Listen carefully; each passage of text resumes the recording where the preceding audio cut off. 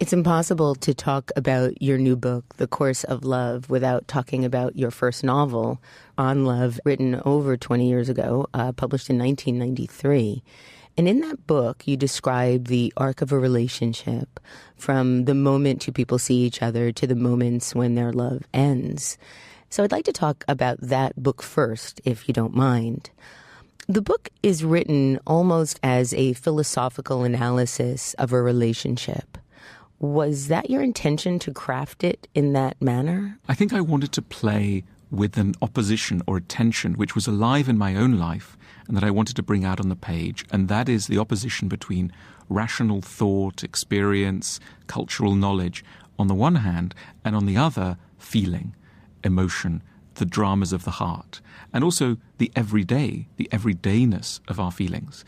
And I wanted to collide these two opposed elements. I wanted to put Plato in the kitchen. I wanted to have a minute analysis of small moments of relationships. I wanted to bring an academic's forensic eye to the minutiae of love.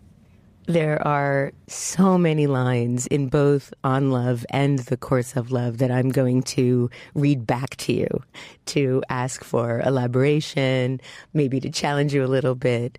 You say we fall in love because we long to escape from ourselves with someone as ideal as we are corrupt. I think that there is often a desire to escape oneself in love. It's not so much that one wants to be welcomed by another person. It's that one wants to kind of forget oneself and immerse oneself in the sort of perfection of another. It's not necessarily always healthy. But Is it ever? But we have this enormous capacity to locate perfection elsewhere. And this is what the crush is all about. You know, the crush, it sounds like such a silly thing, but it goes right to the heart of how romantic love is perceived. You're walking down the street, you see an attractive stranger, and instantly you're overwhelmed by a sense that this person would be perfect. And you know that it's a crazy feeling, but you detect something in the corner of their mouth, something about their eyes, something about the way they're holding their clothes, something just gives you that certainty. And it's absurd, and yet it's in a way the central sun around which the kind of planets of love, as we understand them today, revolve. The crush is the instantaneous certainty of the location of the ideal. And there's an awful lot of projection and deception, self-deception in it. And it can take us years to unpick that. But, you know, when you're 22, boy, is it powerful. I think Freud talked about that initial crush as a psychosis.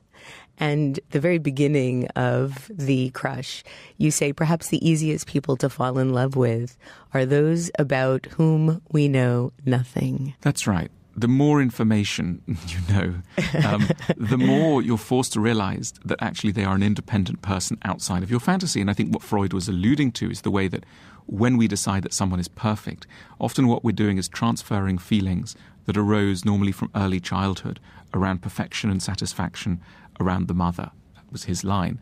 And so we relocate those feelings in another person who is not in fact the mother and we are not in fact the child.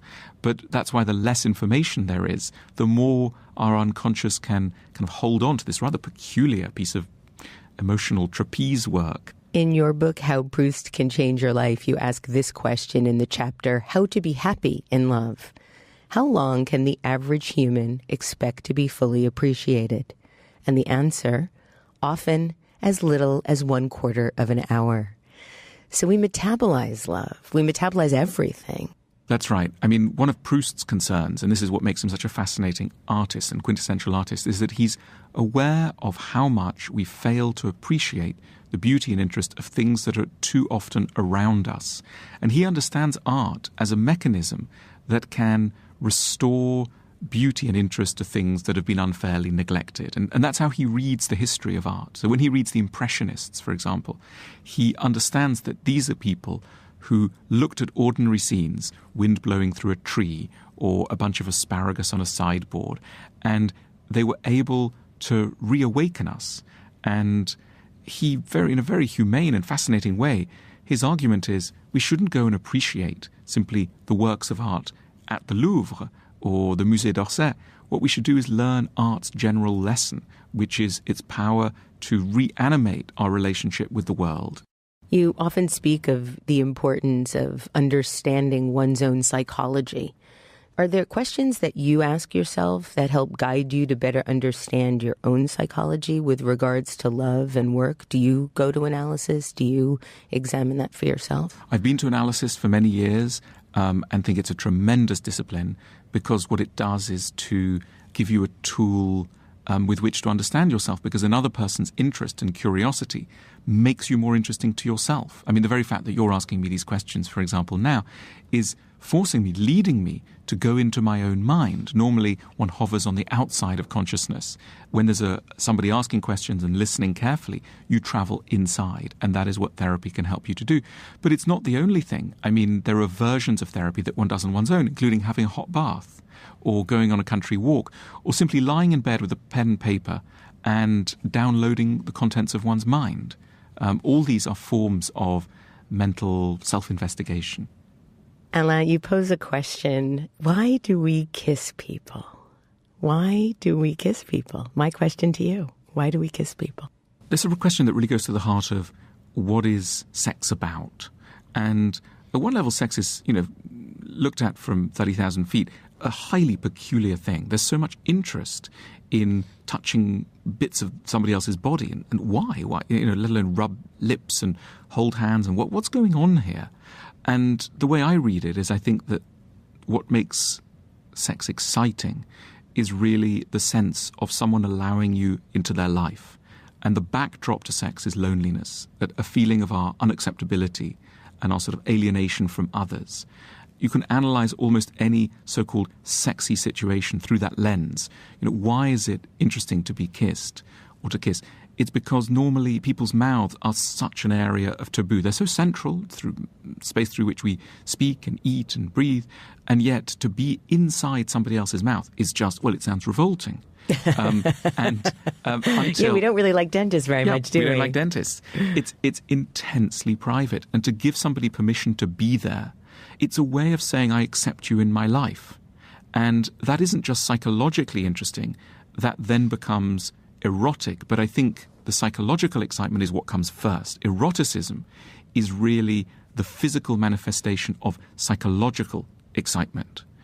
Oral sex, for example. Again, what's going on there? Why would that be particularly exciting? It's exciting because it's permission.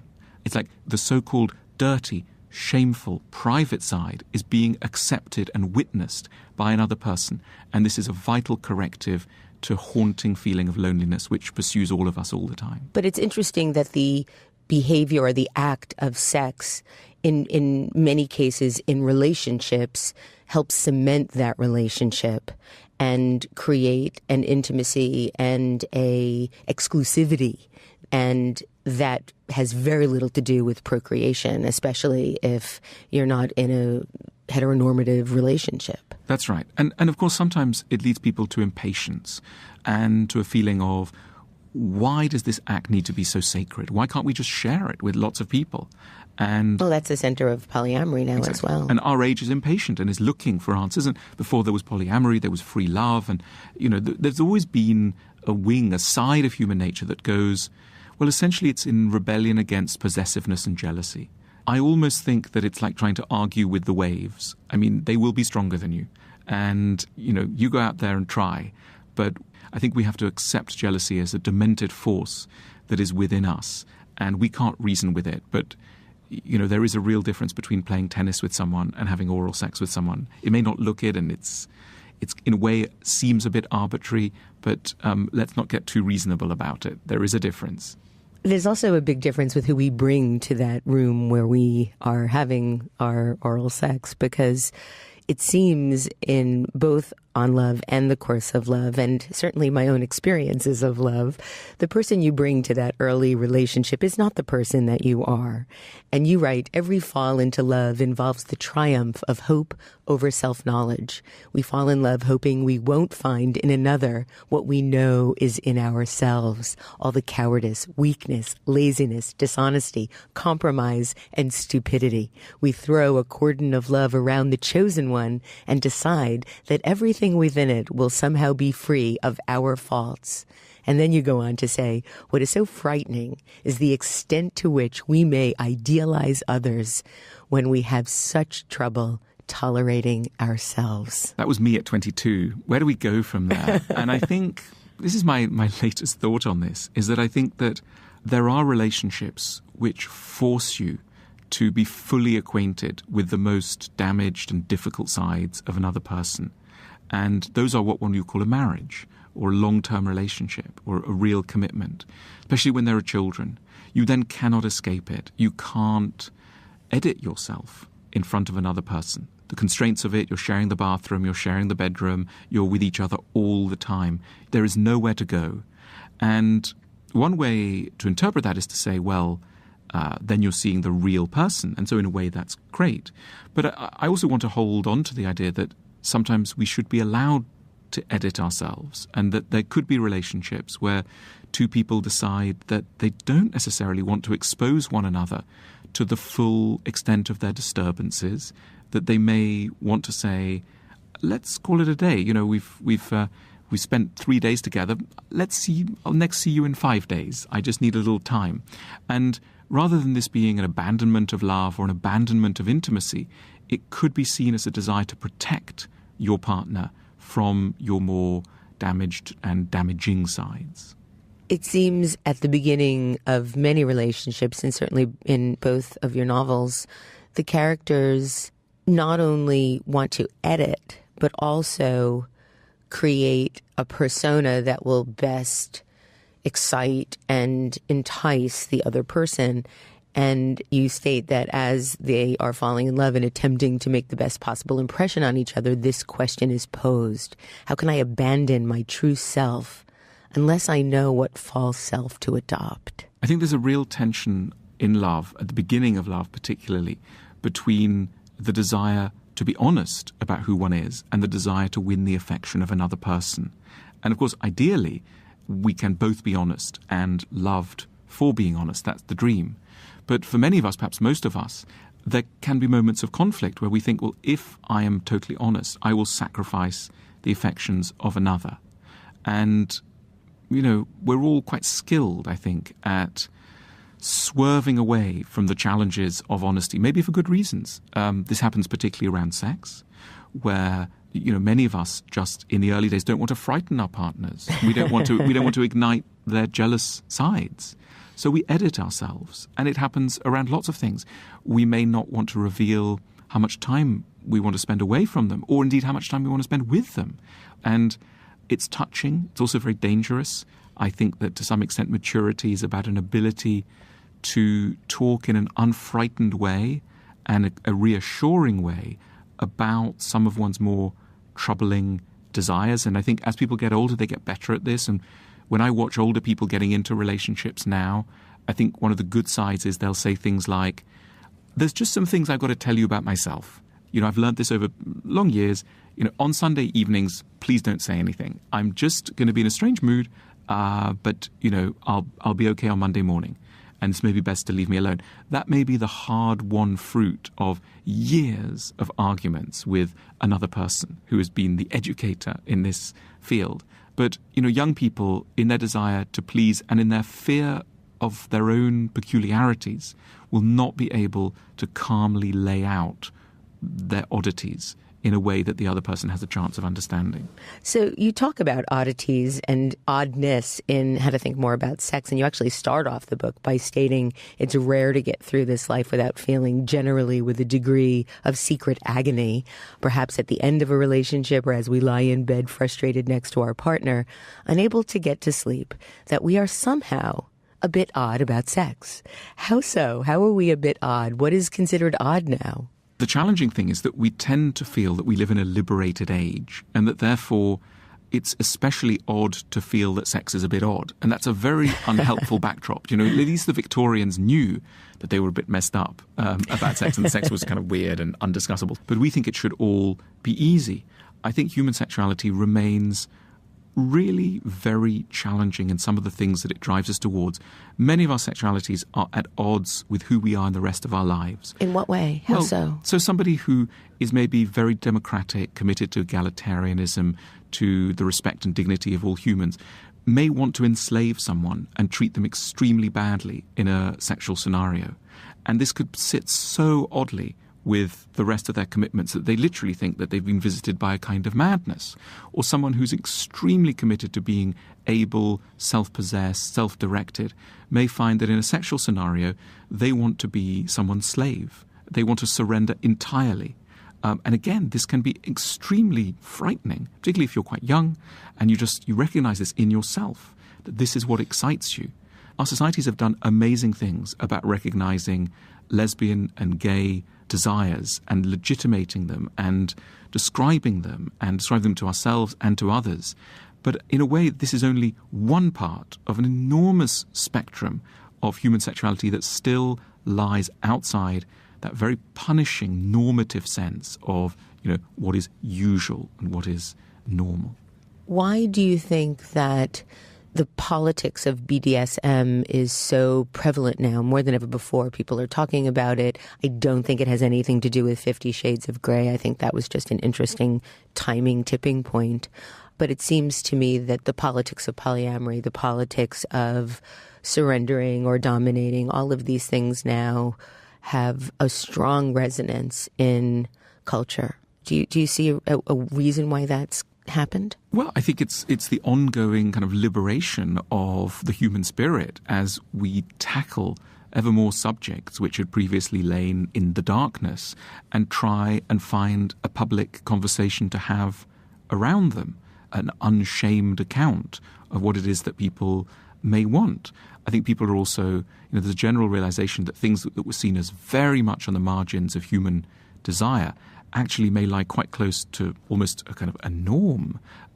And one has to go, of course, very carefully because issues of power are so troubling in the outside world, in the world outside the bedroom.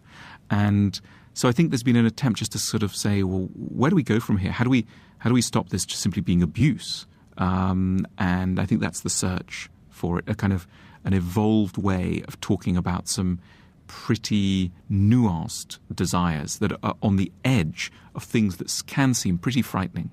You say that few of us are remotely normal sexually, and I'm not even sure what normal means anymore. And that's right.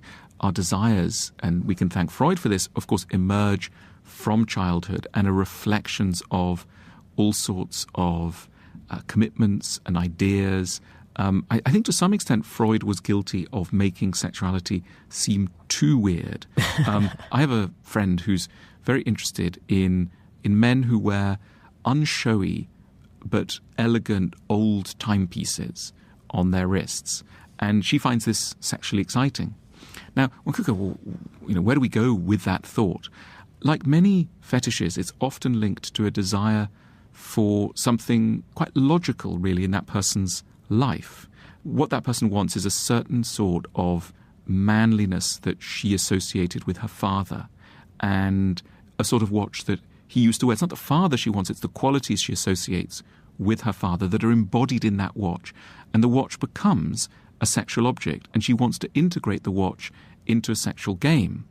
And it's going to seem very perverse. It's not at all. It's what we try and do often in sexual games is articulate bits of our own utopia, bits of our own utopic desires, how we want the world to be. We want the world to be a place where there are more gentle older men who have a thoughtful conversational relationship with women, and that's going to latch onto the watch. So that becomes the symbol, and then you want to have sex with someone wearing the watch or even with the watch itself. It sounds a little odd, but it's in fact quite logical. And you can analyze so many so-called fetishisms like this. I mean, take the phenomenon of spitting, the desire that some people have to spit on a partner. You go, well, what on earth is that? Now, think about how little children are taught from a very young age that spitting is the worst thing to do, that's really a horrible thing to do. Imagine being in a safe zone with a partner and that you are able to show your contempt for your contemptuous sides and nevertheless not censored for them. We grow up having to be good boys and girls, and that's quite punishing. And one of the things I think we want from sex is a release from that pressure to be a good boy or girl. We want to be seen as good, but not having to be good in any kind of overly punitive way. So being bad yet accepted is a really strong sexual fantasy. But again, it's not just a sexual fantasy, it's a human fantasy. It's how we want someone else to treat us.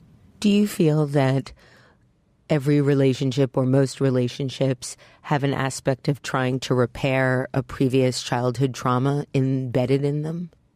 Yes, definitely. And this is why many relationships are incredibly conflictual. They have a lot of conflict in them because, you know, somebody who's got trouble reconciling the physical and the mental, or, you know, affection and work, or whatever it may be, may choose a partner who represents some of these, who's interestingly situated around some of these tensions. And then the challenge is, can they together heal that area? Can they use the partner as a tool with which to go and fix something? And unfortunately, most of the time what happens is people just blame the other for a dynamic that's in them and that's in their past, and they punish them, and two people don't grow. And, you know, mostly that happens. Speaking of normal and speaking of things that mostly happen, I never felt so understood in a book that I've ever read, and hence more normal when reading The Course of Love. I originally read your first novel, On Love, because I read that it was a prequel of sorts to The Course of Love. So I started to read The Course of Love wondering where the characters in On Love were, Chloe and her narrator boyfriend. And I was confused when they weren't readily apparent on page 1. On page 6, I realized that Chloe was a flyby mention as one of the main character's past girlfriends. And suddenly I realized that Rabi Khan, the protagonist of The Course of Love, was the narrator of On Love all along. So well done. That was really clever. There are some similarities to Chloe and Kirsten, Rabi's wife, in The Course of Love. They both bite their nails. They both have imperfect teeth. So why is that a little bit of a fetish of yours, Mr. de Botton? Well, it's a fetish of my character, and I think also it reflects the fact that we do tend to fall for people who are remarkably similar in lots of ways. So it seemed important that he wasn't suddenly with a confident, bosomy blonde, but, you know, with someone who had some of the same kind of traits. And further than that, that's a matter for me and my therapist. On Love is very much a love story, while The Course of Love is the story of the life of a marriage. And you describe marriage in the following way: a hopeful, generous, infinitely kind gamble taken by two people who don't know yet who they are or who the other might be, binding themselves to a future they cannot conceive of and have carefully omitted to investigate. Alain, why do we do so little of what you term investigation up front? Are we just oblivious, or are we delusional? I think we really, really want it to work. And we want it to work so much that the thought of pausing and asking ourselves whether it really can work is too difficult. Because let's not forget that to get to a stage where you feel like marrying somebody, where you've found someone who you're attracted to, they're attracted, you've both got time, you've both, some basic things are right. That already is an enormous achievement. And so we don't have often, many of us, the mental space to go, you know what, I'm really going to open the lid on this and take a thorough investigation. And if it's not good, I'll just throw it away and I'll start again. Yeah, we'll never marry anybody that way. The thought is just hideous. And partly that's just to do with the organization of our societies, which places great emphasis on us pairing up, doesn't necessarily provide much guidance on how to do it or where to find people, despite Tinder, etc. And it's still very rare to be in a position to find someone who even vaguely you could end up marrying. And so we don't have the luxury of choice, and we rush in afraid of what we might find. And also, we want it to be right. We couldn't bear disappointment. Rabi, the protagonist of The Course of Love, loves from a feeling of incompleteness and from a desire to be made whole. That's not really love, is it? No, he's a romantic, and I think in many ways the novel is a journey from romanticism towards a more psychological form of love. And it's looking deliberately at this thing called romantic love, which is, at best 200 years old and is a troublesome ideology that tells us things like a lover will make you complete, a lover will solve loneliness, a lover will be your best friend and everything to you, a lover will complete your life. These are the ideas that we think of as romantic. And they're beautiful, but they're trouble as well. And in many ways, the novel is the story of how two people who've bought, like most of us, into the romantic idea, learn that actually love might be a little bit different. And so I say at one point that they learn that love is not just a feeling, an enthusiasm, but a skill. And the novel is the story of how they very painfully learn that love might need to be a skill. And what is that skill? It's really about understanding oneself, understanding the other person, and learning to communicate between the gulf that separates a couple. I'm summarizing it brutally. It's much more complicated than that. But those are the basic outlines of what you need to do. And at the beginning, the thought is, you don't need to understand yourself. You're quite easy to live with. The other person seems quite easy to live with as well. And you understand each other by intuition, often by not speaking. By just lying down next to one another, you can sort of feel your way into somebody else's soul. So dangerous. Yes, it is. I was just having a conversation with my partner wherein I said, didn't you know when you first met me how sensitive I am? And she said, no, you seem so confident and easygoing. That's right. And that it's so hard to, it's so, well, we use that term, unromantic, to have to find the words to spell out aspects of one's psyche. This is why the sulk has a traditionally has a very important role to play in romantic love. Because what is a sulk? A sulk is fury that the other person hasn't understood something key about you, mixed with a real commitment to not explaining what that thing is. So you're sort of blaming them for not understanding you, but refusing to explain because that seems a betrayal of love. So you get home, you bolt the bathroom door, and you refuse to say what's wrong because you expect the lover to be able to read through the door and through the door into your soul and just know. And that's a childhood fantasy that the parent can see into you, that God can see into you. And it's very touching, but so dangerous that the truth is we have to learn to become our own advocates.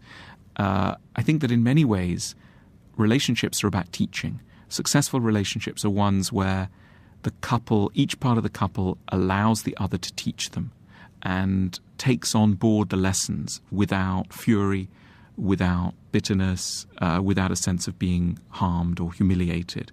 But that demands such patience and maturity on both parts, because the default position is, hang on a minute, I'm supposed to be perfect. If there's something you're trying to tell me, you couldn't love me. Like if you're trying to point out X, Y, or Z, you don't love me. And who are you to teach me anyway? So there's tremendous resistance to the kind of pedagogical aspect of good love. One of the characters in the book, Kirsten's mother, thinks there is no one more likely to destroy us than the person we marry. Do you agree with that? I think so. I mean, in a way, marriage is not a particularly kind thing to do to someone you really care about, because you're... That's a profound statement. You just snuck that in there. It's like getting on aboard a little raft and sailing out on the choppy seas, and there's one mast and not much room on the raft, and off you go. And you will meet with monsters and dangers and physical dangers and financial pressures. You will be living in a confined space. If you decide to have children, that is an unbelievable hurdle all of its own. And, you sort of think, well, at one point, I won't give away too much of the plot, but Rabbi meets somebody else, gets a crush on somebody else. And he thinks that she's lovely and beautiful, etc. And he's trying to imagine where this might go, where this relationship might go. And as a younger man, he would have known exactly where it would go. He'd want to marry her and be together with her and have children with her. And he suddenly thinks, my goodness, that would be such an imposition on her. And he realizes that in a way, to really honor this beautiful woman, accomplished, intelligent woman that he's met, the best thing to do is just to say, hi there on the road of life. I really appreciate you. You seem terrific. I'm getting out, not because I don't love you, but because I do love you, and I know what lovers can do to one another when their full desire to possess and their capacities for destruction are engaged. There is a great deal of fear in the characters and in the way they love. in addition to slamming doors, and there's quite a lot of slamming doors, especially as they first disappoint each other. At one point, Ruby states to Kirsten, "Fuck you, leave me alone," to which you write, "is sometimes how fear can sound." And that's when I think he goes into his very first sulk. You know, it's a weird thing that some of our worst behavior in relationships is driven by some pretty touching things. It's when we behave absolutely abysmally that very often, you know, something very vulnerable, childlike, and in a way, you know, something we should feel sympathetic towards is in play. But of course, we look so revolting that the other person is really, unless they're, you know, a mixture of Jesus Christ and a wonderful psychoanalyst, they're not really in a position. You know, when you say to your partner very often, you know, "Leave me alone, you've ruined my life, I hate you," right? The normal response is to go, "You are behaving horribly." Now, if one was a mixture of Jesus and Freud or whatever, one would go, "This is somebody who's in real pain. Like, come to me, you're in pain, and I want to fix that." We can count on one hand how often that goes on in couples, but that's the destination. That's what we should, when we can manage it, be able to decode some of our lovers' most wounded, enraged, frightened pronouncements and see beneath the vicious surface some of the vulnerability and basic niceness that's still there. It's just not seeming that way. We seem to treat our partners worse than we would treat people we really loathe. And we supposedly love our partners, right? Of course, because they won't run away. And this is the sort of irony of love, that love gives us the security to demonstrate and reveal all kinds of dynamics that are really troublesome that we hide from everybody else. So, you know, if you eavesdrop on most couples, some of the things they say to one another, you think, these people are so nice in the rest of their lives. They're civil, patient, they forgive, etc. And suddenly what's going on in the couple? They you know, cannot believe it. And the reason is they're revealing the more damaged sides of themselves, which we all have because love has made them secure enough to allow right. that. So a person has to feel safe around someone else in order to be that difficult, right? That's right. That's right. Before a child, you write how before a child can throw a tantrum, the background atmosphere needs to be profoundly benevolent. Absolutely. I have daily demonstrations of this with my own children who sometimes behave in absolutely foul ways. And I once said to my son who's 11, my older son who's 11, I said to him, you know, I never behaved like this towards my father, as he sort of said something quite vile to me. And he said, well, that's because I know you love me. And I thought, wow, well, he's got a bullseye there. And you know, that is also some of the paradox of modern parenting, that we are, most modern parents spend an inordinate amount of time trying to reassure their children that they are loved. And in return, they'll get some pretty awful behavior back because, well, you've shown you can take it. What's interesting about how parents love their children becomes apparent when Rabi starts thinking. Actually, I think Kirsten is watching Rabi with their child and observes that the love that he's showing his daughter might actually challenge her in the future because she's never going to find somebody, a partner, to love her quite in the same safe way her father does. That's right. And of course, but she also goes on to observe that, you know, in later years, the daughter Esther might turn around to her partner and go, why aren't you, you know, warm and nice? Why can't you love like my father? And actually, the true answer is, to this man who maybe is behaving quite badly, the true answer is, well, yes. You are just like my father, just not the kind of bitter side of my father that he ever showed me. Right. You say that if we're not regularly deeply embarrassed by who we are, the journey to self-knowledge hasn't begun. What bad habits and types of self-sabotage do you think deprive us from self-knowledge in work and in love? We've all got such an investment in seeming more or less sane and normal and not, you know, in avoiding humiliation. And so, you know, many relationships have got a lot of struggles where we need to appear authoritative. It's like, where are we going to go for Christmas? Or, you know, what kind of couch should we buy? And we want our own voice heard. But at the same time, there's so much about us that requires real vulnerability to admit that you've got some sides to you that require real generosity of interpretation. You know, when people say things like, oh, so-and-so's afraid of intimacy, a fear of intimacy is so normal and natural. Of course we're afraid of intimacy. Intimacy is really frightening. It's not some sort of weird oversight. So we need to be kind of kindly and patient with that fear. It's coming from a very legitimate place. We need to spend most of our lives very defended. And then true partnership involves taking down the defenses. But no wonder we can't necessarily do that with total flexibility and speed all the time. At the end of The Course of Love, you declare, we don't need to be constantly reasonable in order to have good relationships. All we need is to have mastered is the occasional capacity to acknowledge with good grace that we may, in one or two areas, be somewhat insane. I think a lot of how relationships go is not to do with so much what people do with one another and inflict on one another as to the story they're able to explain about what they're doing. So if someone is aloof all weekend and a bit strange, but then they're able to explain why, and they say, well, it was actually like this, and this is the reason, etc., you can forgive that very quickly. I think often what's really hurtful is puzzlement. We simply cannot understand where hurtful behavior is coming from. So that's why, yes, in the novel I say the two characters are always going to have flaws, but what they get better at doing, and this is part of their journey, they get better at explaining how they're difficult. So Kirsten understands where some of her slightly unusual behavior around love comes from. So does Rabbi. They just become better able to go, that thing's happening in me. I'm giving you a little bit of a warning. You're not getting the full brunt of my disturbed state, because I'm able to put a kind of meta-narrative. And this is what one could call a kind of therapeutic relationship or a therapized relationship, where two people are just better able to give each other a manual for how the other works. And that is an immense gift, the greatest gift that you could give to somebody you're trying to live with. That's interesting that you use the word manual. Reading The Course of Love was revelatory for me. It almost felt like you had gone into my head and revealed all of my self-delusions and my own issues. And it really taught me quite a lot. It is a wonderful way of looking at another relationship and feeling not so alone in the way that you create your own dynamics.